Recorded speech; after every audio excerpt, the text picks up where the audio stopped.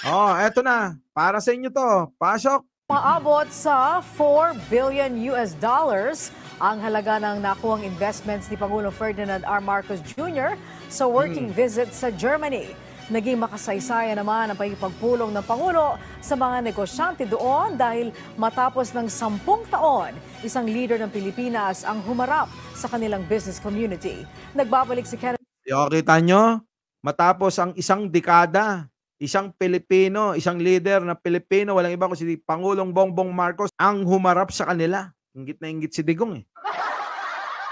Naloko na. Ano nangyari? Ano kailangan? Pasok! Pasyentes sa sentro ng balita. Aabot sa 4 billion US dollars o 220 billion pesos na halaga ng business deals ang naselyuhan kasunod ng working visit ni Pangulong Ferdinand R. Marcos Jr. sa Berlin, Germany. Iprinisinta mismo kay Pangulong Marcos Jr. ang napirmahang mga Memorandum of Agreement at Letter of Intent na naglalaman ng naturang mga business deal. Sakop nito ang mga sektor ng healthcare, agrikultura, automobile at iba pa. Automobile Bagaman may at mga iba pa. Ang dami! Kasi kung ano yung mga produkto nila ron, mga boss, yun yung dadalin dito. At pag dinala rito, syempre marami tayong mga kababayan na mabibigyan ng mga trabaho, di ba? Eh sa Germany, alam niyo naman yung mga yung mga sasakyan nila diyan, di ba? BMW, di ba? Germany. Ano pa? Volkswagen, wala na yung Volkswagen eh, no? Oh, dalhin niyo na lahat dito. Si Sandro ang susunod na presidente, hindi pa. 4 billion US dollar or 220 billion pesos ang naiuwi. Oh, maiuuwi ng Pangulo. Kita nyo? Tapos sasabihin ni Digong, pasyal-pasyal lang. Ayun no, nagtrabaho yung mama para sa bansa. 'Di ba? Ay nako, talaga naman. Siguro yung mga tauhan diyan, hindi na mo naman maaalis na lumabas, 'di ba? Na liwaliw, hindi magliwaliw, tingin-tingin, pa-picture-picture sa mga gedli-gedli, 'di ba? Okay lang 'yun. Pero yung pangulo, kita nyo naman, ha? Oh. potential investor na Magdalena. ang bansa. Binigyang diin ng Pangulo sa harap ng German business leaders bilang kauna-unahang presidenteng dumalaw sa Germany sa loob ng 10 taon na patuloy na ginagawa ng pamahalaan ng mga hakbang para maging investment hub ang Pilipinas, lalo na sa Germany bilang European country na may pinakamalaking ekonomiya. We are grateful for the interest of German companies to support the Philippines' commitment to sustainability and climate resiliency through the renewable energy investments that we received and were accounted as the top sector from Germany in 2023. Kaya giit ng Pangulo, Paano kasi yung presidente nyo?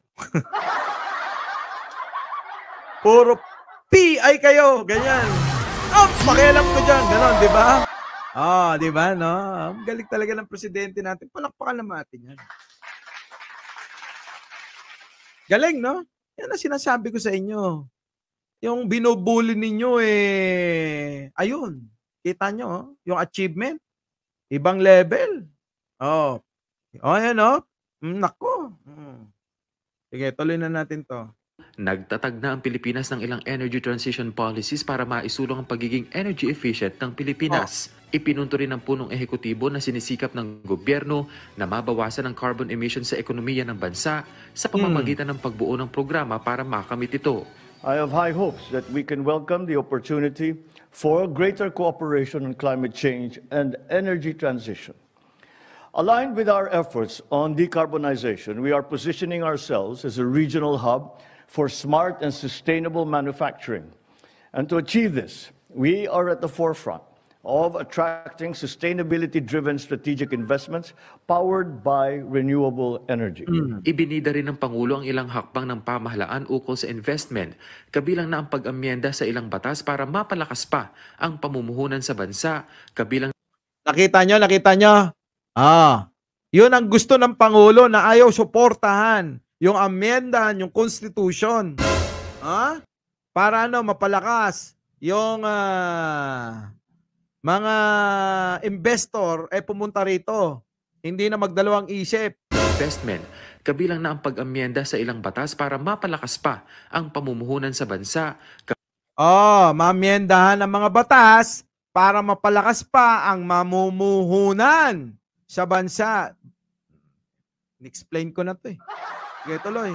Kabilang na ang Public Service Act, Foreign Investment Act, Retail Trade and Liberalization Act at Renewable Energy Act. Gayon din ang pagpapabilis ng business registration at pagpapatibay ng ease of doing business. I invite esteemed German business leaders to continue to keep in mind the Philippines as a reliable partner that can support your market expansion and your operations. We remain steadfast in our commitment to purposeful reforms, evident in key legislative amendments. Amendments to the Public Service Act, Foreign Investments Act, Retail Trade and Liberalization Act, and Renewable Energy Act mark a new era for strategic investments. Ibinida rin ng Pangulo ang ilang fiscal incentive structures at ilang pulisiya, kabilang na ang public-private partnership na malakian niya ang papel sa pamumuhunan. Kasama na rin ang pagtatatag ng Maharlika Investment Fund na nagpapakita lamang anya ng dedikasyon ng bansa sa layuning mapaunlad ang ekonomiya ng Pilipinas. We prioritize Talang yung isa anong ginagawa? Gusto agawin ng alin? Ha? Gusto agawin ng kapangyarihan. the ease of doing business, exemplified by efforts to simplify tax payments and to streamline regulations, showcasing our unwavering support for businesses. Executive Order number 18, which I have also signed, establishes green lanes for strategic investments, and it simplifies procedures and reduces bureaucratic hurdles that Pagka pinapakinggan nyo si Pangulong Bongbong Marcos, tapos ngayon mga boss, ikumpara nyo naman kay Sara, kay Digong, kay Baste, kay Polong. Naloko na.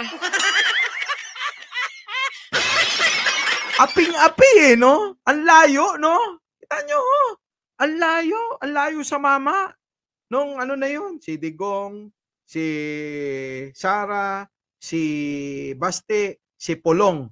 Puro lahat may si. Diba? Layo, no? Kakainis. Naloko na. a potential investor might have to face. Patuloy din anya ang pagsisikap ng Pilipinas para sa digital economy. Kaya umaasa ang Pangulo na magiging produktibo ang ikalawang sesyon ng Philippines-Germany Joint Economic Commission sa Maynila ngayong buwan. At binigyang diin na susuportahan ng Pilipinas ang anumang investment na ilalagak ng Germany sa bansa para sa mas matibay na economic ties ng dalawang bansa. The members of my economic Kailangan natin kasi yun. Sa susunod, tatalakayin natin lahat yung mga mga binanggit ng Pangulo, ha? Oo. Sabi, ngayon alam nyo ng pagkakaiba ng mga, asal kalye. At saka, edukado.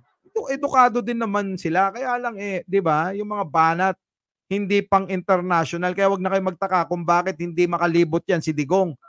Kasi hindi kaya ni Digong yung ganitong gawi, ugali o asal ng isang presidente. Hindi niya kaya yon. team will ensure that the support needed for growing your investments is extended in a timely and comprehensive way. Together with you, as our strategic partner, we can make these investments happen in the Philippines. Mula sa Berlin, Germany. Di ba? Yon. Ano sabi? Asar sila. Tinatawanan lang sila ni PBBM, di ba? Alam mo, mga galit na galit, tapos yung kaaway nyo, yung sinasabihan nyo, ngingiti-ngiti lang, di ba? Pag si PRD mag-speech sa Germany, saw-saw. Oy! Grabe ka naman. Ay, nako. Mar de la Cruz, Tiger Eyes, maraming salamat po sa inyong lahat sa pagsama ngayong araw. Opo, muli, Mike Cervera po, laging nagpapaalala. Mahalin natin ang ating kapwa, ipagdasal natin lagi ang ating bansa. Magandang umaga, magandang hapon, at magandang gabi sa mandako ng mundo. Naroon kayo, syempre magandang buhay na rin para sa ating lahat. Our beloved Boss Mike